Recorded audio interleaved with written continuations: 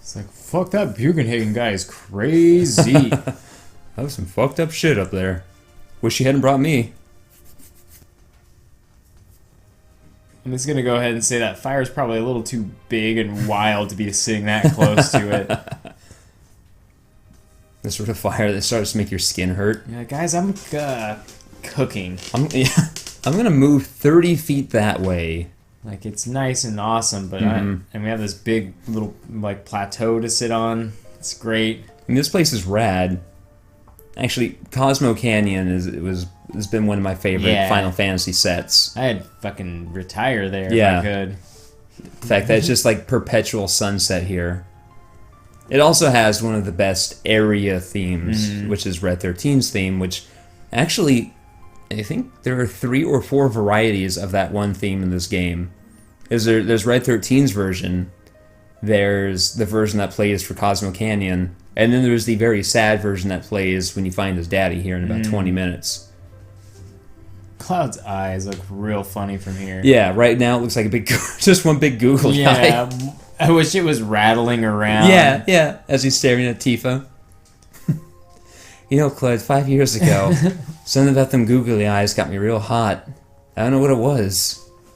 No, forget it. I'm afraid to ask. Because my whole reality might unravel, and that'd be weird. Yeah.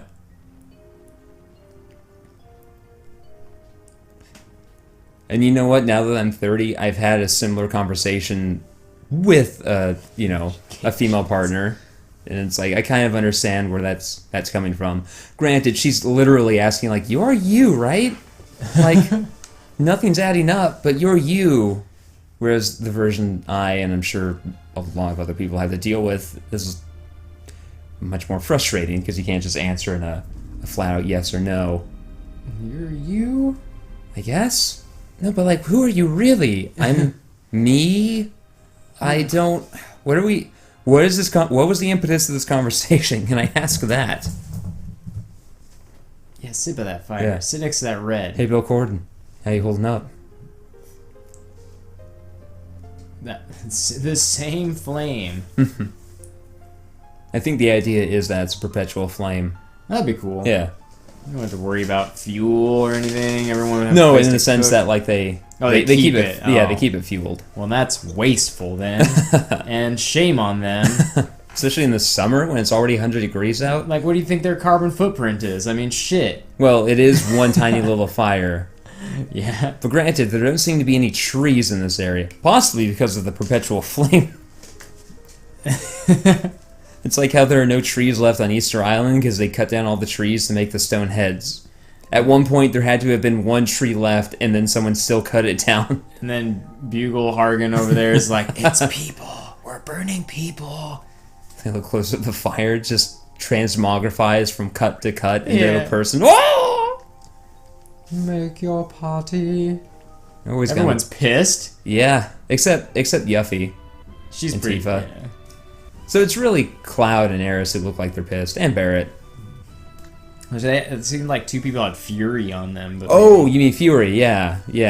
I like to keep Fury on the party early on so that they can get more limit breaks used. How's this guy just got so much high-tech shit popping out of barrels and stuff, and like doom doors sliding behind rock? Just to keep out ghosts. This is my ghost door.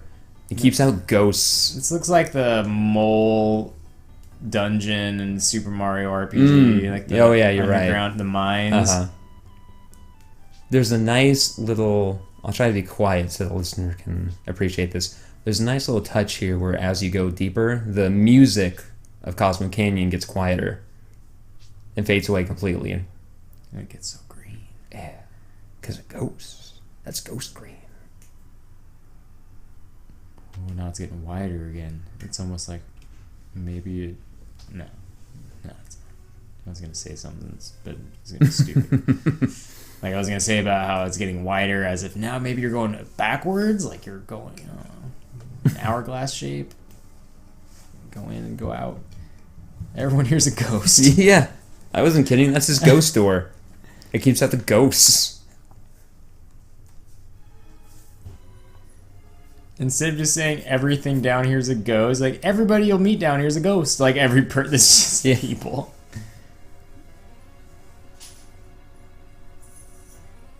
That pathway above that treasure chest looked like a mouth spitting like land out. Oh yeah.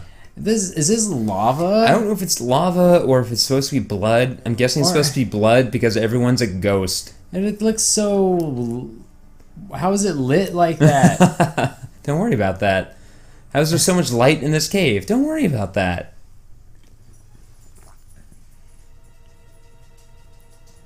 Just fucking... Like... It looks too good to be blood. Like, it looks too, like... juicy and, and it's constantly bubbling out of something. Where's it going? Where's it coming from? and Bugle's Corn Snacks is telling us the story about how a single warrior fought his way through the G tribe to get here. The G tribe. What is this? What is this shit? It's fucking troll face. That was a creepy ass fucking smile at the end there. You gonna throw an X potion at this fucker and make it pay? No, I think I'm gonna use an elixir on this fucker. Because hey, I'm not gonna use them on myself. Yeah. That's how you know fire heals it. Mm-hmm. So don't do that. I have no idea what the actual mechanics of this fight are. I've never went through it. I've never gone through it. Yeah, I've always just thrown an elixir at this fuck.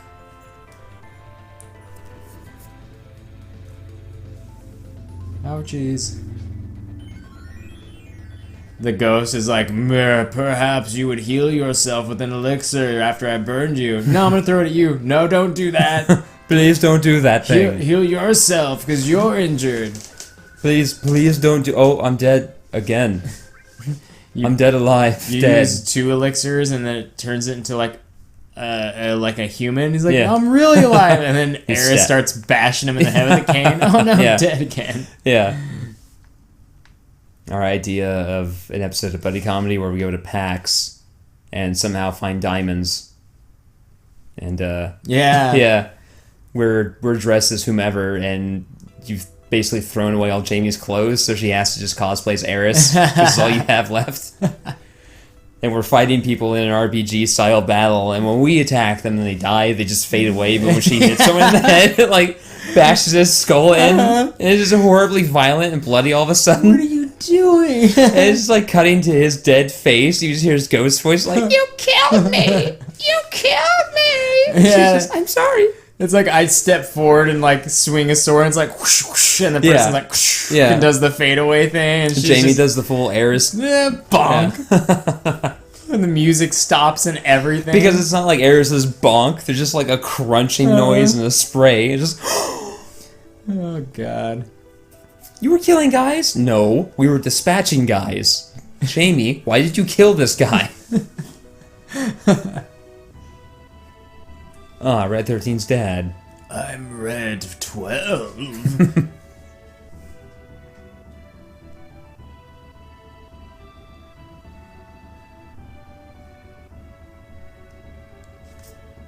Yeah, is it G's? I don't know. GIs? The goo? That moon's close. It's pretty close. Don't you worry about that. Link still has 3 whole days.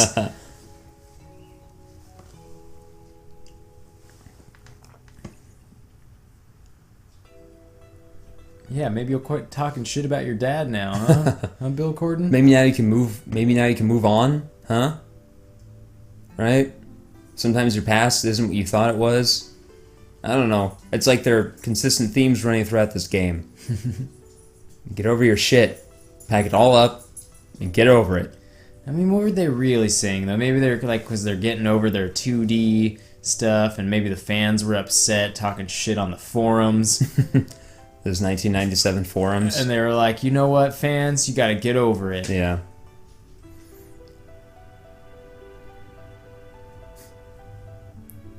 So is his feet green, or is he floating on a green cushion? I don't know. I don't know. I don't know. You know what? There might be an answer. We haven't broken this up in a while. Let's see if Yoshitaka Amano has an answer for us. I don't think he does. He's only drawn from the waist up, if ever.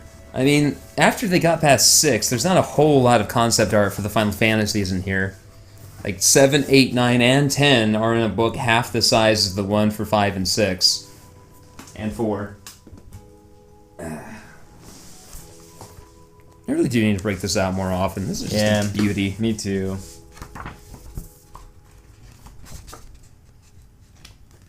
Yep. Cloud and Eris. Super pretty. And surrounded by weird animals. Aww. Yeah, there are parts where it's just like, I'm gonna go crazy. Like, he's just throwing stuff at the wall to see what sticks. Red 13 was there fairly early for some reason. Well, Cloud needed a cool pet, buddy. I wonder if that's what he started off as. It's like literally a pet companion. Sometimes Cloud is more like Setzer from 6. Sword not nearly as big. No, but Eris was there right from the beginning. However early Red 13 was added, like Eris was, boom, on top of it. I'm guessing that's Vincent? He looks like he's from the LA Guns. I know! This bit is like a piece of Renaissance art almost. At least in the composition and this kind of general layout of like a hero above, you know, a maiden. It almost looked like a oh, come on! Scratch board, but if you were able to get like halftones out of the scratch board. And I'm guessing that's supposed to be Barrett. Hey, let me get in on this love sandwich. That's basically what's going on. Let old Bear get a big old juicy hook of that love sandwich. Oh yeah, I forgot when Tifa's outfit is red. She looks like a hooker. And that was it. That was all for Final Fantasy 7. Just very little. Yeah. Certainly no Bugenhagen. You know what I would imagine is that if there was a bigger range of collection of concept art for 7, they're saving it for its own thing. That would make sense, actually. Like the complete set of concept art for Final Fantasy 7, now a 3-book set, and you're like, oh shit, I'm gonna buy 5 of those. I mean, of course I would buy it. How would I not buy it? Yeah. Like, I'm gonna buy the remake regardless of how it's perceived when it does come out. I wonder at what point he started incorporating like digital graphics into his work, because you see gradients and stuff in here that you know, looks like was probably added before or after. Like that wouldn't really work as just a background necessarily. That's real good though. Yeah. That's real good. Fuck you, Frank Miller. It's like at some point he really started to focus on the relationship between characters like this. I think we've said before when we were playing the NES games that his artwork had to have been specifically concept art. Like just pure pieces of inspiration. Like, okay, this is what you're aiming for. This grand vista that I've painted. Get the idea of that across. You can't literally get it across because of technological limitations, but you can get the idea of this grand vista and this adventure and the epic scale of what's going on. That you can convey. And I think he started to run into the opposite problem when they got here, to where his style, once they started getting into 3D and things did start to become more realistic, like, the realism of the game started to leave his style behind to some extent. And so I think his concept art instead had to be about exactly that, about the relationships between characters, about Cloud and Eris and Squall and Renoa here. It's like, okay, he can still give them ideas of how these characters should look and how the world might look and just explore concepts like that. But more important is for him to explore these characters themselves and inspire them that way. Yeah, it seemed pretty obvious by the time 6 rolled around and he was like madly in love with Terra that he became really into more of the character and their personality versus draw a badass demon. Yeah. What are these weirdos? These weirdos are they're individuals like Cloud who have been injected with Genova cells. And so, because they have Genova cells in them, Sephiroth is able to reach out to them and take control of their minds. Some of them he uses as his clones. Anytime we see Sephiroth up until Disc 2, what we're actually seeing is one of these people that he's taken over and is using their body as a literal puppet. He's able to do it to some extent with Cloud, but not fully. And I like this bit. There's a stupid riddle in here, which gives you the 4 numbers to this safe, and if you're able to open the safe, which is actually kind of a pain in the ass, because you can't go past the number, and you only have so long to do it, so you're really trying to just use this pain in the ass UI system to open it up. And then when you open it, you get into kind of a tough boss battle. How did you fit in there? Don't worry about it, though. Don't fucking matter. Yeah. What is this thing? It looks like some weird, like, sports mascot. Like something you would see doing, like, triple front flips before slam dunking a basketball. I need to find a way to capture high-res images of these illustrations so that I can then make high-res prints of them. Yeah. Because I want to frame a lot of these, but I don't want to cut them out of the book. What is the name of this monster? I'm just waiting for it to show it. It's just so fucking. I think I showed it. So weird. I think I showed it right at the start, but maybe I forgot to. I think it's supposed to be just one of Hojo's experiments. Lost Number. Number. I think it's just supposed to be one of his which actually, if it's called Lost Number, that would make sense because any one of those guys in the black cloaks we've come across so far has a number tattooed. The very first one you actually find is in the slums of Midgar. There's a guy standing in a tube in a very famous poor localization where Aerith says, "This guy are sick." Yeah. But you go in and Aerith is, if you do go in that tube and talk to the guy, Aerith is like, "Oh, he has a tattoo of a number like 7 or whatever." Red 13 is Red 13 because he also has a number. So my assumption is that this thing is just a completely fucked up experiment that Hojo didn't even bother to give a number to. Because this thing looks similar to some of the transformations that Vincent can take with his limit breaks. It was like, dude, just stuff that thing in the safe and don't let anyone open it up. Look, stuff that thing in the safe, put the key to the other guy, put that materia, and put this book? I don't know what this book is. Cosmo Memory? Just get it in there. I wish there was more. There were more encounters with these numbered people. Like, they play more prominence throughout the story. Like more versions of Sephiroth that you're fighting, or like half versions of the person that he's taking over. Like just as a every once in a while a good boss fight. Like, oh, you're fighting fucking number whatever. Yeah, it would lend itself well to that, especially because they are numbered.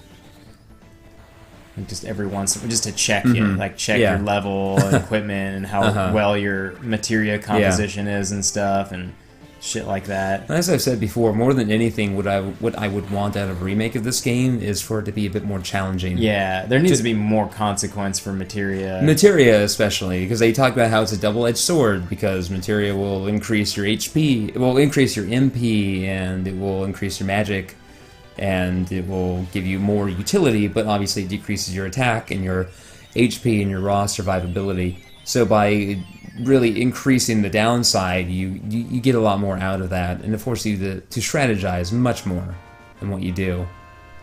I think just died. I think from the poison, actually. He's like, I'm done. Yeah. I've been in that safe for a long time. I don't need to be wasting my time fighting. I wonder if you can choose not to take Cosmo Memory there. Because that's Red 13's final limit break. I wonder if you can just not take it and fuck yourself. Not that his final limit break is worth anything. To wake me from the nightmare. Who is it? Hey, speaking of edgelords,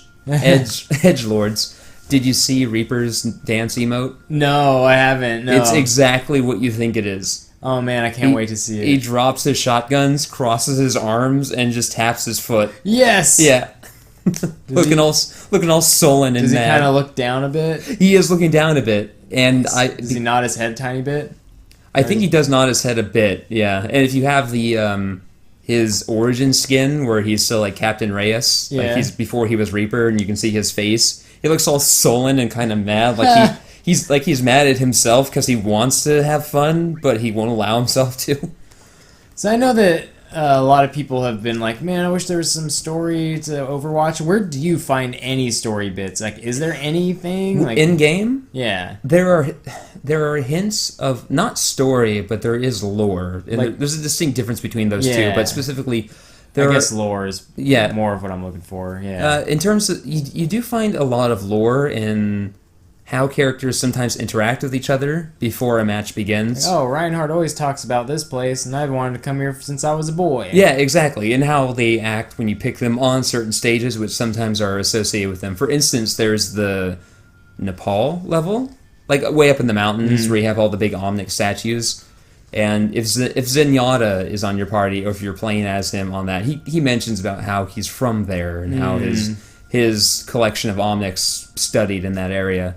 And if you have Zenyatta and Genji on a party before the start of a match, they comment to each other.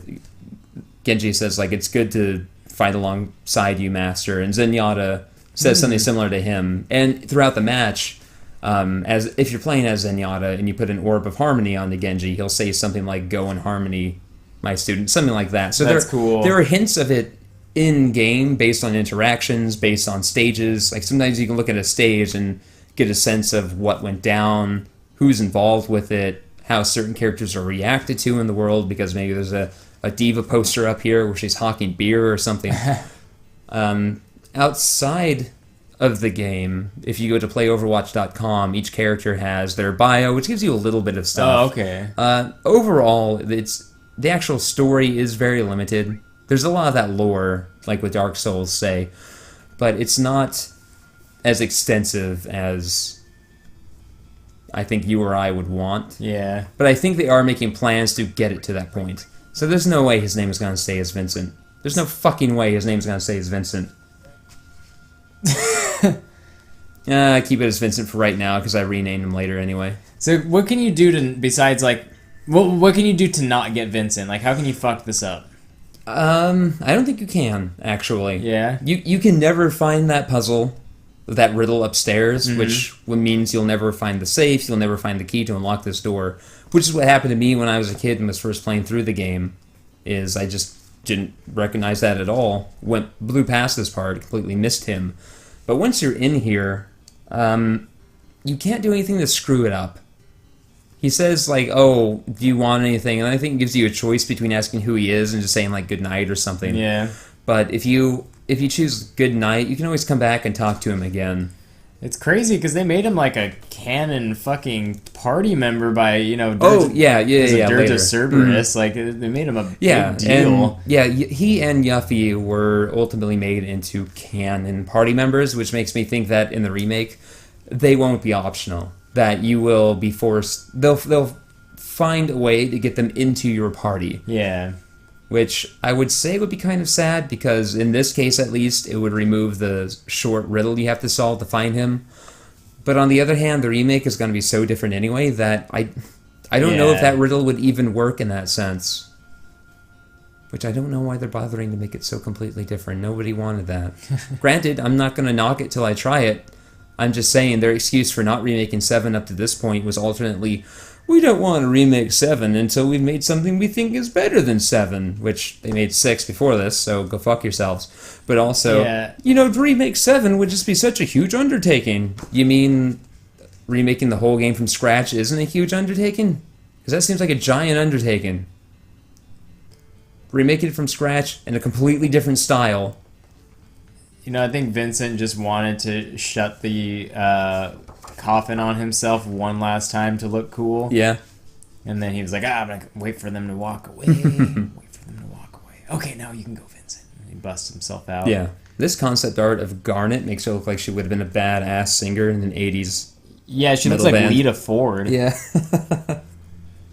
Yeah, she's super looking cool as fuck. Oh, wow. Yeah, wow. Like, the art was crazy. The art has come so far by this point. Like, I feel like at this point is when he must have been heavily employing some digital painting as well. Because I could see this being like a lot of lines, and then him being like, you know what, maybe I'm gonna go in here and paint this shit. Like, because it's just a level of rendering that you haven't seen. So you get the first hint as to what went down here between Zach and Cloud right now, because you check their tanks and it's like Specimen C scratched the message into the tank, and Specimen Z scratched the message into the tank, and they talk about how they're gonna break out. When you come back here later, after you get Cloud back in your party, spoiler alert, you get a whole cutscene, which a friend of mine didn't know about. I was in Afghanistan. I forgot my copy of Crisis Core before I left for Afghanistan, but he brought his, and so I just played through his copy.